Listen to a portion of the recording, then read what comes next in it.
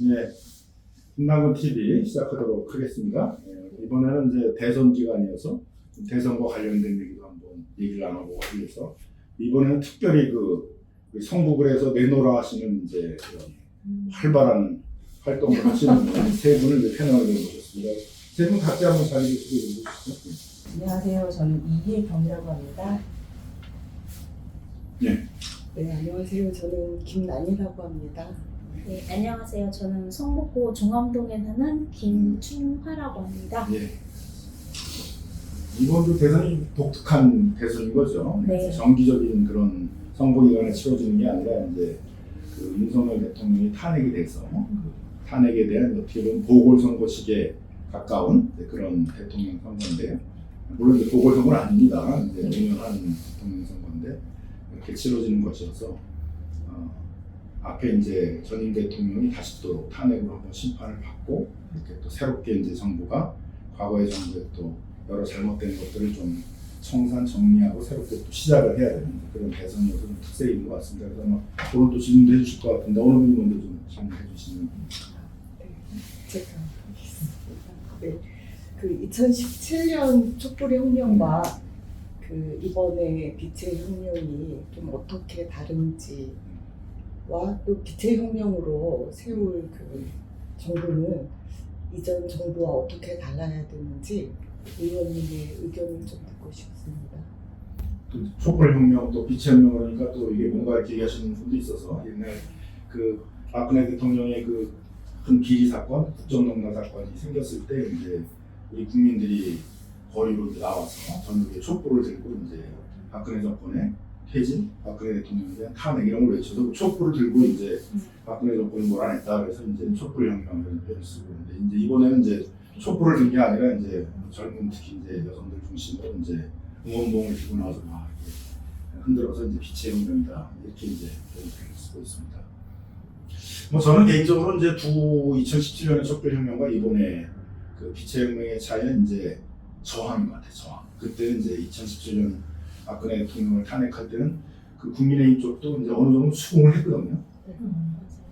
물론 이제 사안이 명백했건 또 있었겠지만 이제 더 이상 이제 이렇게 그 박근혜 정권 시기의 국정을 밀고 나가기는 어렵겠다라고 해서 이제 이번에는 어렵겠다 생각해서 스스로들 좀 탄핵에도 좀 어느 정도 적극적으로 참여하고 수긍하는 그런 이제 측면이 있었는데 근데 이제 이번에는 저항이 이제 엄청나게 세다는 거죠. 그래서 그 쿠데타를 친위 쿠데타를 일으켜놓고 군대를 동원하고 그러면서 또 싹 씻고 뭐 2시간 만에 끝났는데 뭐가 그게 내놨냐 뭐 원래부터 해프닝으로 준비했던 건 해프닝으로 끝난 것뿐이다 뭐 이런 식의 이제 발뺌도 하고 그 다음에 이제 오히려 자기가 이제 그 정치적으로 공격을 받는 거다라고 선동을 하면서 그 아스팔트에 있었던 소수의 이제 그 세력들을 이제 정치로 끌고 나온 거죠 윤석열이.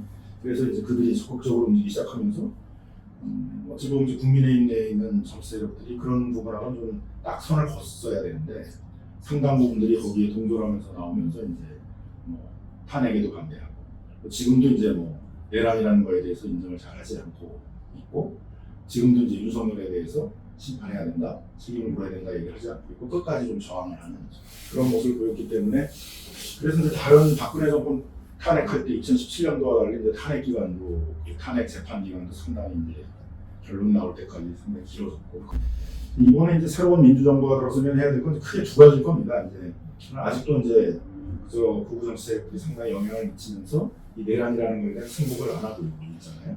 그래서 이제 내란 특검 이런 것들을 이제 통과시켜서 그래서 이제 지금도 내각에 있던 사람들이 내란에 상당히 이제 협력이나 동조를 했을 거라고 의심은 되는데 특히 이상민 뭐 안지구 이상민 이제 그 해양부 장관이라든가 그 다음에 이제 법제처장 이런 사람들은 또 안가에 따로 모여서 뭔가 모의도 하고 그랬는데 안가에 모여서 모의를 한 내용이 뭔지 이런 게 좀 전혀 밝혀지지도 않고 있고 한덕수 총리도 뭐 석연치가 않단 말이에요. 끝나고 또 총리실에 가서 뭘 했다고 하는데 총리실에 가서 그러다 놓고 뭘 했는지 그것도 석연치 않고 최상목 부총리도 국회에 대한 예산을 다 끊어버리고 그 다음에 이제 비상입법회를 만드나 근데 이게 이제 가장 결정적인 거잖아요. 국회라는 민주주의의 가장 크건 공을가는 사실상 해체시켜버리고 전두환식의 이제 자기들의 입맛에 맞는 사람들을 임명해가지고 국민의 대표도 아니고 비상입법회를 만들어서 국정 운영하려고 했다는 건 엄청난 일인데 그게 무슨 얘기인지 하나 밝혀지는 게 없어요. 이런 거를 좀 진상을 정확히 밝혀가지고 이 내란이 어떻게 준비됐고 누가 여기에 가담을 했고 그래서 그런 것들에서 확실히 손을 거줘야지만 이제 극우 정치 세력과 국민의 완전한 보수 정치 세력들이 이제 이렇게 결별하게 만드는 그런 것이 될 수 있기 때문에 이제 꼭 그 진상 규명을 해야 된다. 그리고 그 과정을 통해서 이제 보수 정치 세력이 제자리로 돌아오게 해야 된다는 점인 것 같고요. 또 하나는 이제 완전히 윤석열 정부에서 우리 경제가 사실 이제 완전히 그냥 폭망이 되고 있습니다. 그래도 문재인 정부에서는 뭐 3% 정도까지 현재 경제 성장률 유지가 되고 있었는데 지금은 이제 뭐 1%도 안 되잖아요. UECD가 내년에도 1%도 안 될 거라고 해요. 그래서 이대로는 현재 경제가 멈춘 상태이기 때문에 경제를 좀 되살려내야 되는 아주 절체절명의 상황인 거죠. 크게 보게 되면 이제 내수가 완전히 죽어버렸기 때문에 이제 내수 경제를 살려야 되는데 소비 진작책 같은 게 필요한 거죠. 그래서 이제 민주당은 계속 이제 민생회복 지원금 같은 거, 뭐 현금이 아니라 이제 지역화폐, 지역사랑 상품권 같은 것들을 통해 가지고 이제 그것을 좀 재정을 풀어서 좀 현금과 달리 이제 지역화폐나 뭐 이런 지역사랑 상품 이런 건 6개월에 써야 된다 이렇게 기간을 정해서 하는 거니까 또 기간 내에 이제 집중적으로 좀 소비를 진작을 시키면 그게 마중물이 돼서 이제 소비가 좀 일어나면서 자영업자들도 이제 숨통이 좀 트이게 되고 또 자영업자들이 돌아가면 거기에 또 물품을 공급해야 되는 중소기업이나 뭐 농민들도 또 좀 숨통이 트게 되고 그렇게 하면서 좀 내수 경제를 살려야 되는 과제가 이제 아니겠고 또 하나는 이제 성장의 동력들이 계속 떨어지고 있어서 새로운 산업을 일으켜야 되는 게 있죠. 그래서 이제 AI, 뭐 반도체, 바이오 이런 분야에 이제 새로운 산업들을 좀 일으키자는 거고 과거에는 이제 산업을 일으킬 때 이제 특정 대기업을 딱 그 산업을 책임질 대기업을 하나 딱 집어넣고 거기에 집중적인 지원해 주는 방식이었는데 지금 이제 그렇게 되기 또 어려워요. 왜냐하면 제품 자체가 수많은 기술이 집적이 되기 때문에 그 대기업이 갖고 있는 기술만 갖고는 안 되고 소재 부품, 장비업체, 중소기업들이 갖고 있는 기술까지가 다 거기에 결합이 돼야만 이제 제품이 되는 거니까 그래서 이제 저희 민주당은 이제 산업 생태계 육성 전략이다.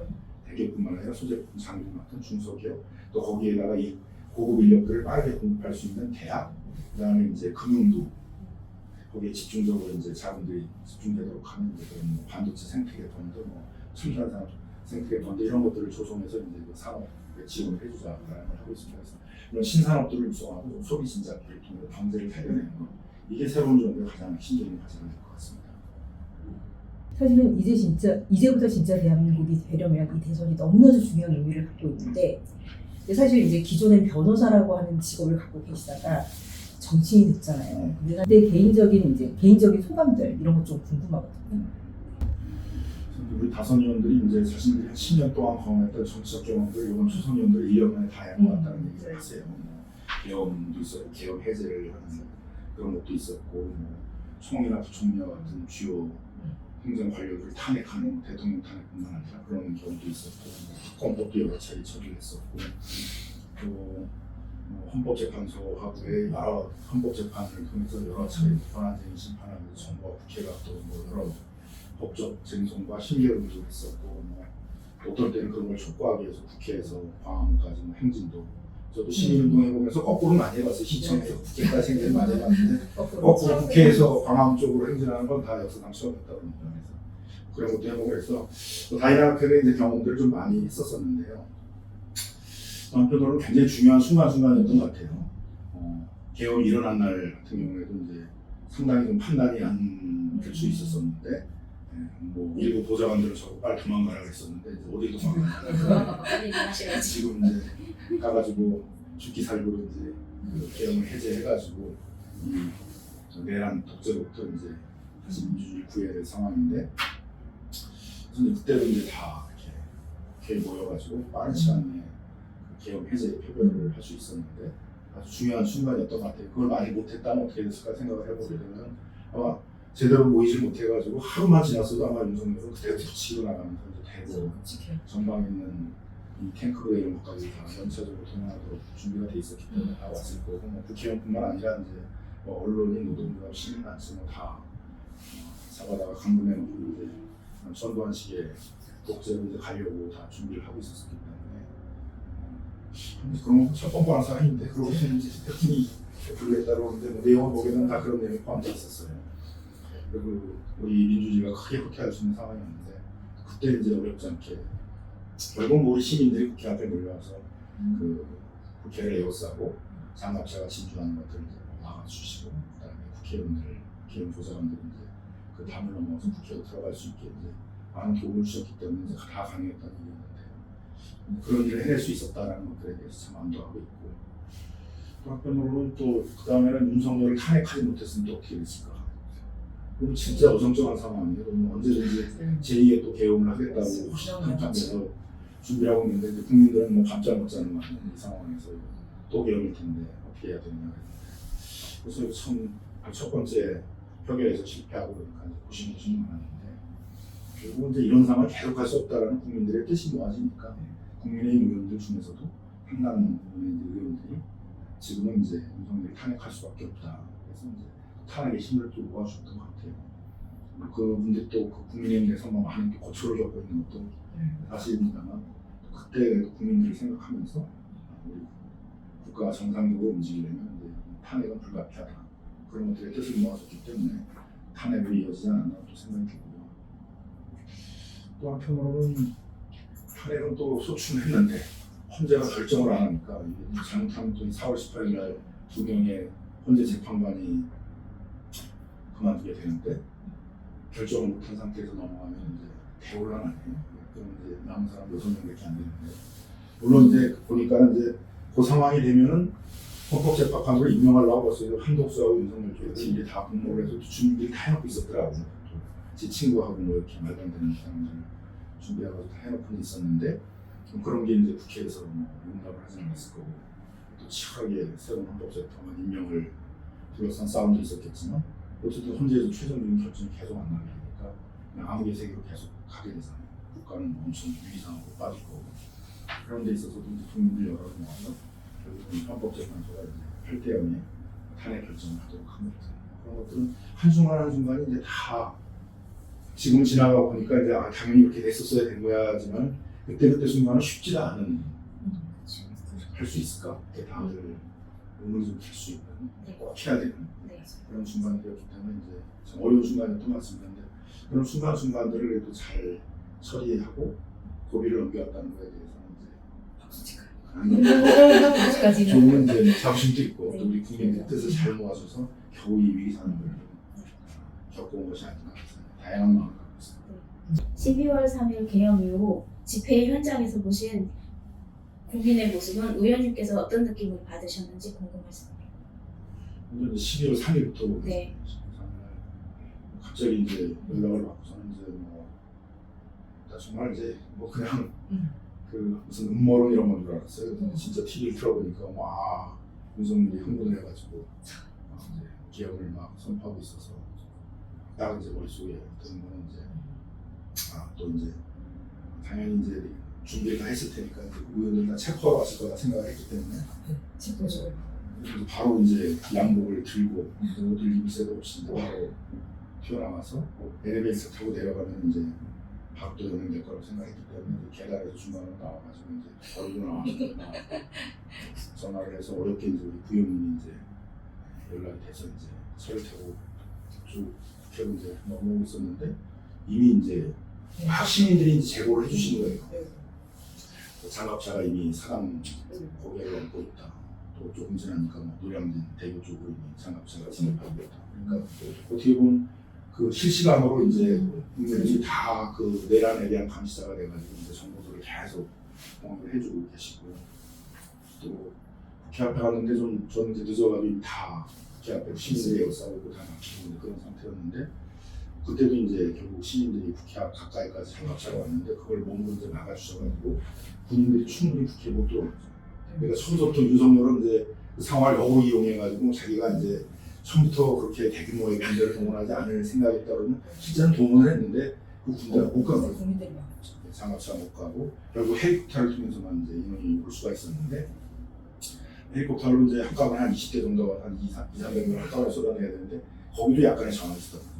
하나씩 오니까 10~100명씩 해놓으니까 이게 우르르 모일 수가 없어서 거기서 모여가지고 오다 보니까 또 시간이 많이 걸리게 됐고 그래서 이제 거기서 우리 시민들이 용기를 내가지고 이렇게 와서 장갑차 진입을 막아주시고 그다음에 이제 저도 좋은 자리 다 뭐 어디 수소 충전소 옆에 제일 담이 낮으니까 그걸 넘어라고 했는데 거기 다 막혔어요. 다 막혀가지고 도서관 옆에 이제 제일 높은 담장이 있었는데 저 혼자 가지고 이제 쉽게 넘기가 어려운데 다 뒤에서 이렇게 시민들이 위로 올려줬거든요.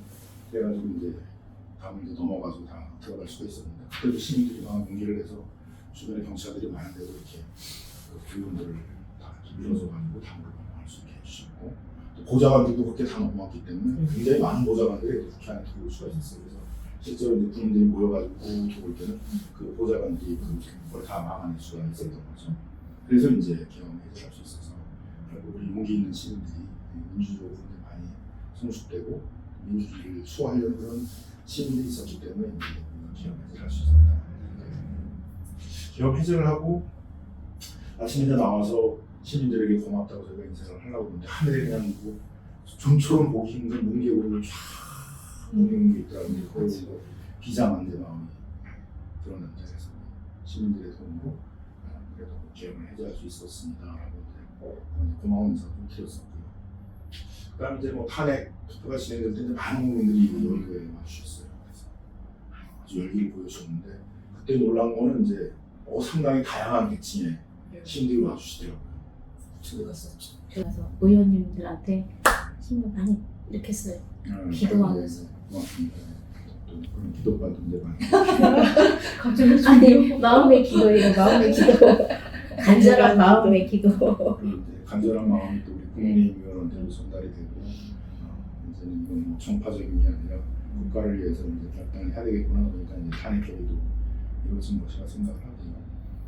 그래서 과거에는 이제 집회할 때 대부분 이제 뭐 이렇게 시민단체 노동조합 이렇게 깃발을 들고 쭉 나오시는 분들이 중심이었는데 뭐 나가 보니까 이제 아주 새로운 세대의 새로운 분들이 많이 오셨고 그때 이제 응원동 문화라는 게 이제 네, 처음으로 등장을 하고 눈 내리는데 그 기세 쓰이고 뒤집어 쓰고 하는 것도 이제 굉장히 다양한 계층도 이렇게 좀 참여하시면서 다양한 시위 문화도 만들어지고 행복한 그런 순간들이 많았고 다 모두가 뭐 뭐라도 다 들고 나와서 힘을 보태야 된다는 간절한 마음으로 참여를 해주셨던 것 같고요. 간절한 마음들이 다 모여가지고 진짜 절박하고 간절한 상황 속에서 어렵게 한 걸음씩 오면서 지금 이제 마지막 순간을 해 가고 있는 것 같습니다. 혁명의 완성이죠. 또 12.3 내란과 그 뒤의 과정 주마등처럼 막 흘러가고 있는데 근데 여기서 잠깐 혹시 그때부터 굉장히 체력적으로 좀 힘들진 않으세요? 계속 몰아치셨잖아요. 상황이 쉴 틈이 없었던 것 같은데. 엄청 힘들죠. 맨날 비상이니까 아니 맨날 그때도 힘들고 지금 선거도 되게 힘들잖아요. 체력적으로. 괜찮으세요? 체력 관련도 해야죠. 일주일에 두 번씩 했을 고 그러니까 몸 관리를 잘 해야지 이제. 의원님들께서 열심히 해주셔야 돼요. 아니 또 우리 국민들도 이렇게 네, 힘을 저희도 힘을 열심히. 모아주시니까 의원들도 뭐 일단 뭐 바짝 정신 차리고 지금 이제 네. 한순간 한순간에 이 위기를 잘 돌파해야 된다는 그런 생각도 갖고 있죠. 맞아요. 그래서 또 우리 골목 방충 투어에 대해서도 또 여러 가지 또 질문을 주셨는데 한번 또 질문 주시면 제가 하겠습니다. 그동안 이번에 이제 이재명 대표님께서도 경청 투어를 하고 계시고 또 각 지역의 의원님들도 지역을 다니면서 골목 경청 투어를 하고 계시는데요. 좀 경청 투어를 하시면서 우선적으로 이거는 꼭 그 정책 공약에 담아야 되겠다라고 생각하는 우선적인 과제가 있는지 궁금합니다.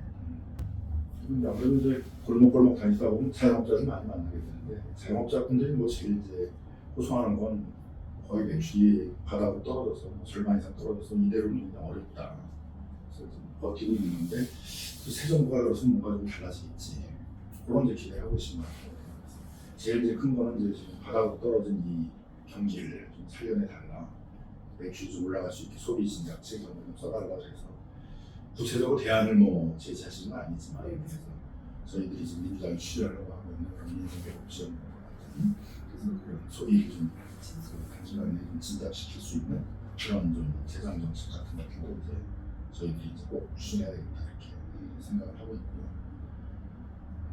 그 다음에는 이제 우리 또 성북 지역에서는 아무래도 재개발 이슈가 많아요. 이제 낙후된 그런 그 골목골목들이 또 많이 있고 의견들이 이제 또 많이 갈리긴 하죠. 그래서 그래도 뭐 여기 오래 살아왔는데 오래 살고 싶다. 재개발하면 또 다른 데로 이주해 갈 가능성이 많은데 그런 의견을 내주시고 이왕 할 거면 좀 빨리 하자.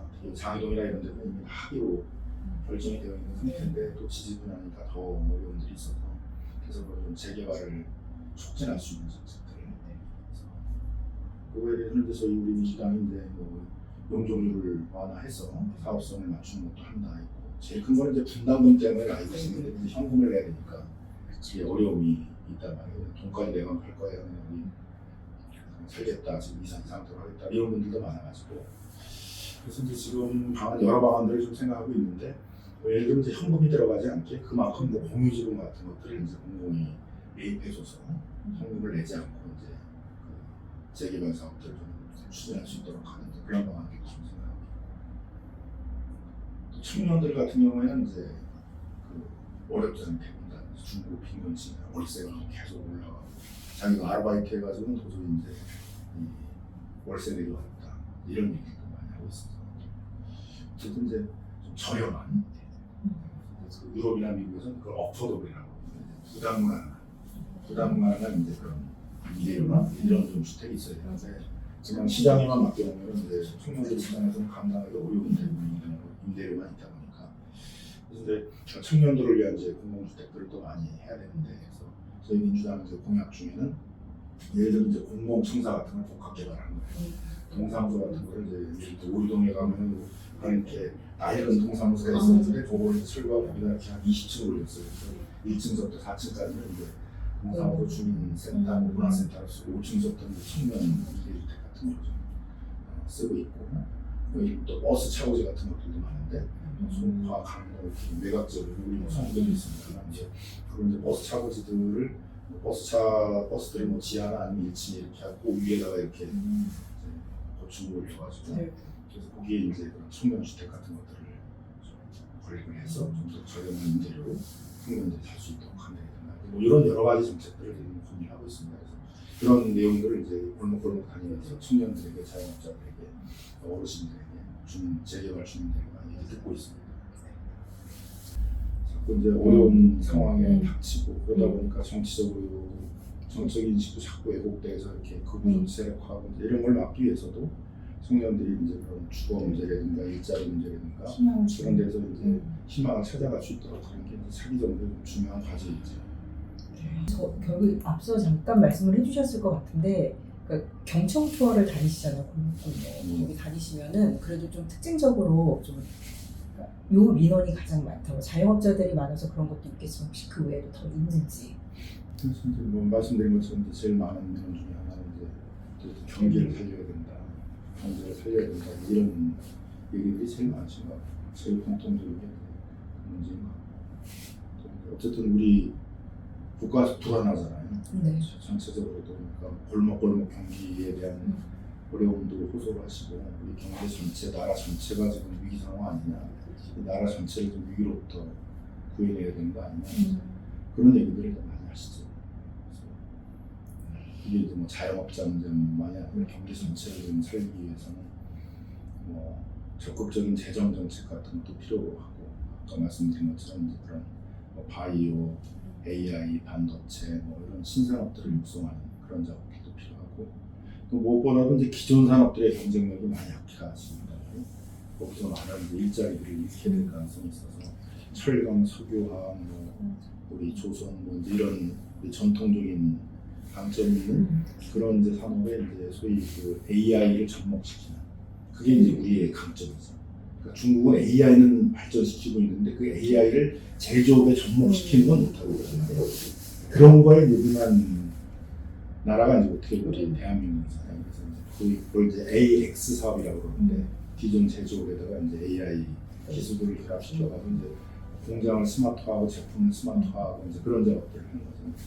그런 사업들을 지금 뭐 활성화해서 국가의 산업 경쟁력도 높이고 중소기업 같은 경우는 지금 이제 막 그 너무 대기업하고 양극화가 심해지다 보니까 중소기업들은 이제 일터도 좀 많이 지저분해지고 뭐 산재도 많이 발생하니까 대학을 나온 청년들이 안 가려고 한단 말이에요.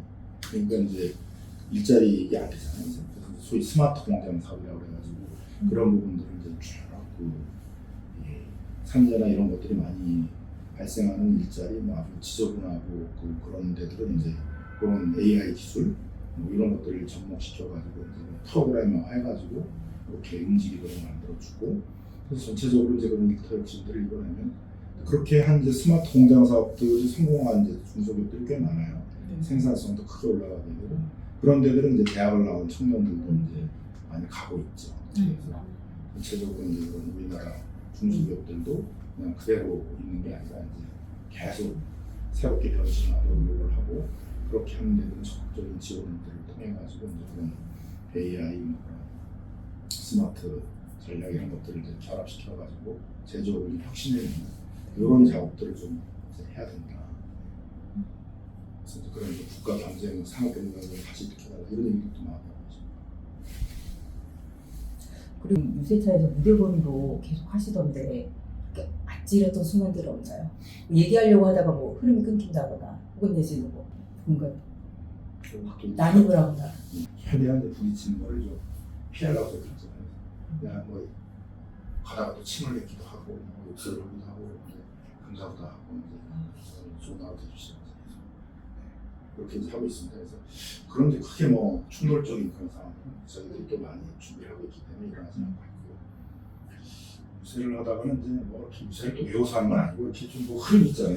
우리 지금 이번 대선은 이제 위기에 빠진 대한민국을 구할 어떤 선장을 선택할 것이냐, 위기에 빠뜨린 정권에게 다시 정권을 맡길 것이냐 이렇게 테마를 정하면 이 위기가 윤석열 정권 때 어떻게 왔냐, 왜 이 윤석열 정권이 이 위기를 어떤 방식으로 만들어냈냐, 이 상황에서 누가 해야 되냐, 이렇게 흐름을 갖고 얘기하니까 조금 틀려도 잊어먹어도 모르는 거 아니에요? 틀리셔도 저희 들어도 모르는 거 아니에요? 스무스하게 틀린 건 없지 뭐 빠뜨린 건 아니지 뭐 어떨 때는 좀 뭐 몇 가지 더 얘기하다가 이제 어떨 때는 뭐 더 좀 빼다가 또 뭐 그러니까 신호등에 사람이 많으면 또 이제 좀 하다가 신호등에 사람이 좀 적으면 좀 빨리 또 취하고 그렇게 하면서 하는 거죠. 그러니까 네. 뭐 빼먹은 거 분명히 있죠. 네. 계속 끊기지 않고 하셔가지고 뭐 신기하죠. 원래 분석을 보시게 되면 이제 쫙 해보면 다 일반되진 않아요. 저희가 이제 공약 내용 같은 것들도 좀 설명을 해야 되고 그다음에 이제 김문수 후보에 대해서도 정확히 또 국민들이 알아야 되니까 김문수 후보가 어떤 후보였는지 뭐 이런 것들에 대해서도 저희가 좀 조세 과정에서 좀 하나씩 근데 하나씩 의원님, 얘기하려고 하고 저 원래 한 동에 하나씩만 걸게 돼 있나요? 그러니까 이제 현수막을 네. 저희가 이렇게 일주일 단위로 바꿔 달기도 하고 아, 위치를 어. 그러니까 같은 현수막을 네.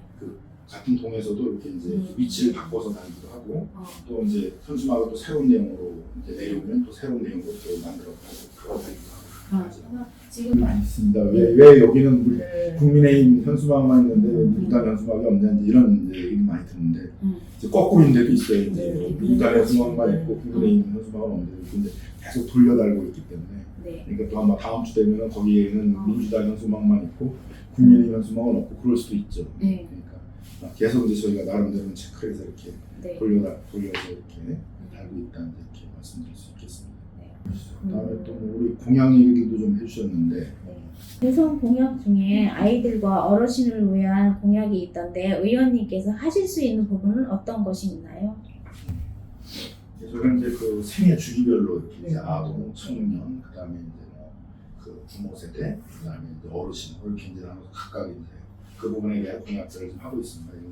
아동 같은 경우는 이제 뭐 아동 수당 같은 거 이제 연체로 좀 늘리겠다도 있고, 그다음에 이제 영유아, 보육비 뭐 이런 것들을 계속 좀 지원을 하고, 그다음에 특히 이제 제일 그 육아할 때 어려워하시는 게 이제 초등학생들에 들어가면 대부분 다 이제 부모님들이 둘 다 이제 직장 생활을 하시는데 아이를 그 어떻게 이제 돌봄 체계를 만들 것인가 이제 제일 고민인 것 같아요. 그래서 지역 아동센터 이런 것들을 활성화시키는 키우센터, 지역 아동센터 이런 걸 활성화시키는 방법도 있고, 윤석열 정권에서 또 이제 늘봄이라고 해서 학교 안에서 이제 그런 방과 후에 뭐 그런 이제 돌봄 체계를 만드는 것들도 있고, 그래서 그런 것들을 좀 연계시켜서 따로따로가 아니라 이제 학교에서 할 수 있는 또 학교에서 하고 그걸 부족한 것들은 또 동네에 있는 그런 이제 뭐 키움센터, 지역아동센터 이런 것들을 또 체계적으로 폐화시켜서 그런 것들을 만드는 이제 그런 것들도 추진할 생각이고요. 청년들은 아까 말씀드린 것처럼 청년 주거 문제를 우선적으로 해결하는 데 좀 청년을 키우고 그다음에 청년들이 제일 중요한 건 활발히 활동을 해야 되거든요. 네. 전 세계적으로 청년들이 그냥 집에서 안 나오는 그런 이제 경향이 뭐 일본에서 이제 뭐 히코코모리인가 그걸 뭐라 그러잖아요. 건물로 건너거나 이렇게 얘기하는 그런 이제 일본인데 그게 이제 은둔 청년 문제가 일본만 문제가 아니라 전 세계적으로 우리도 그렇고 그래서 자꾸 취업하라 그러면 더 안 나와요.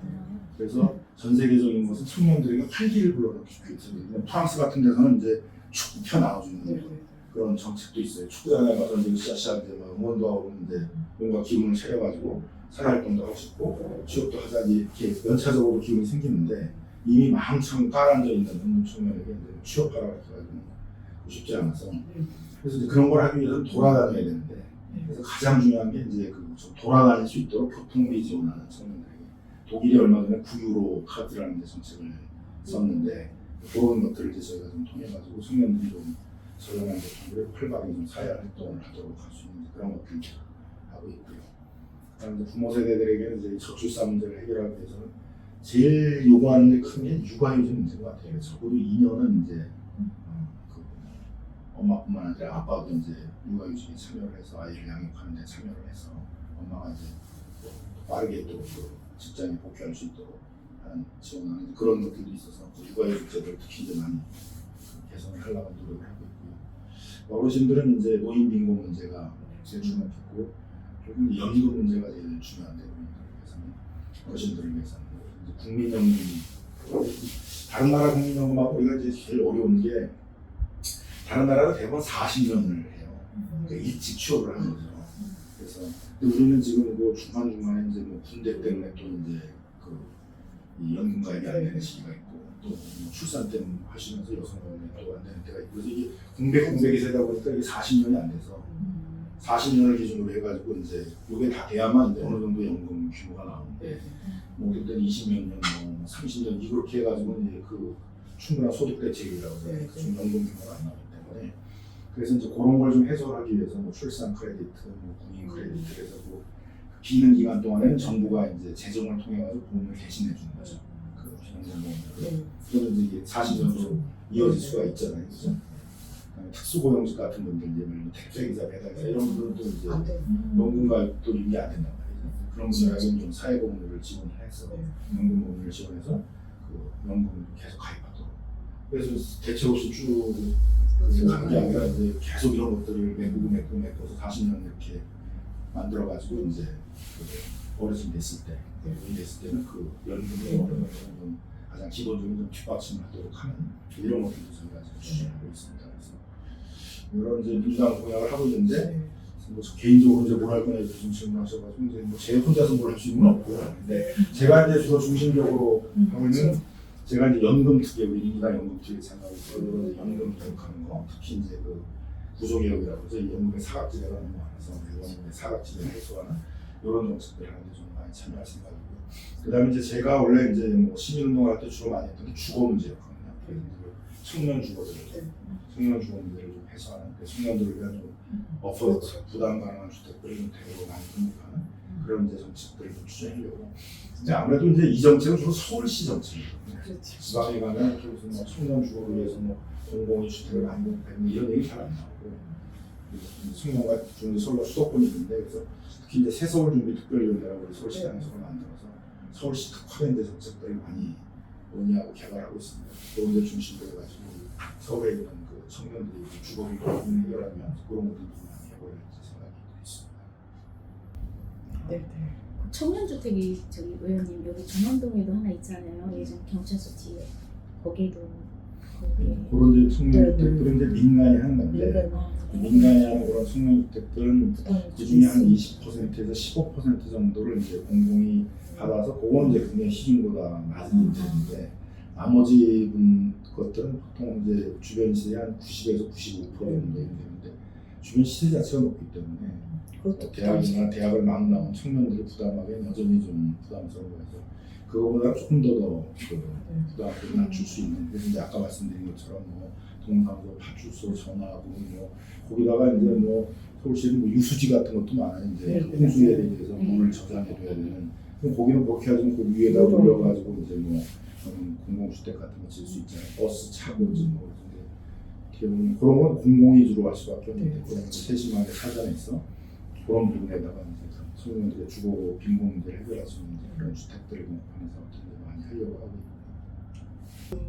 뭐 제가 보기에는 내란국국을 하는데 22대 그 민주당 그 의원님들의 역할도 좀 컸다고 생각을 하는데 22대 국회가 되기까지도 많은 우여곡절과 고비가 있었다고 생각을 합니다. 그래서 2023년에 그 가결의 당대표에 대한 가결 문제, 또 당원들이 이제 그 참여할 수 없었던, 그래서 당원이 중심이 되는 그런 그 대중정당을 끊임없이 요구를 해왔었고, 일하지 않거나 민의에 반하는 그런 활동을 하는 의원에 대한 그 국민소환제가 필요하다. 근데 지금은 이제 그 지방 의원에 대한 그 지방자치정부의 그 장이라든지 지방 의원에 대한 그 소환제는 있지만 국회의원에 대한 소환제가 없잖아요. 그래서 국민 반환제가 필요하다 이런 이제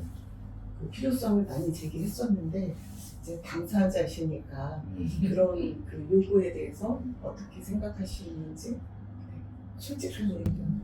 19세기에 이제 그런 현대 민주주의가 등장을 할 때는 이제 선거제도 뭐 이런 것들이 충분히 발달이 있지 않았었기 때문에 대의민주주의를 기본으로 하고 있고 국민이 대표로 뽑은 뭐 대통령이나 국민이 대표로 뽑은 이제 국회의원들이 뭐 입법과 행정을 담당을 해서 행정, 입법 이런 것들을 해나가는 그런 시스템이 되어 있는데요.